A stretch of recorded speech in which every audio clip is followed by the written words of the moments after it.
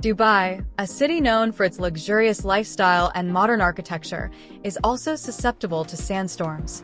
These powerful storms can significantly impact the city, reducing visibility, causing disruptions to transportation, and affecting outdoor activities.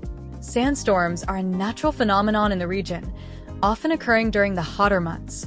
Residents and visitors alike need to be prepared for these events, which can bring strong winds, dust, and reduced air quality. This was happen while we are on the way to our home.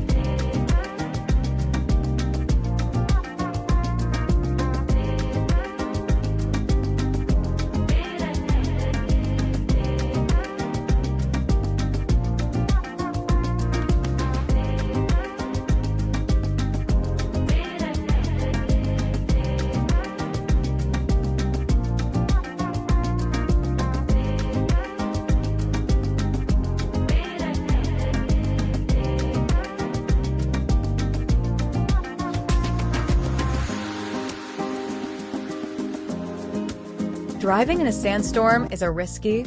If possible, avoid driving during these conditions. Reduce your speed immediately to increase your reaction time. Use your headlights to improve visibility.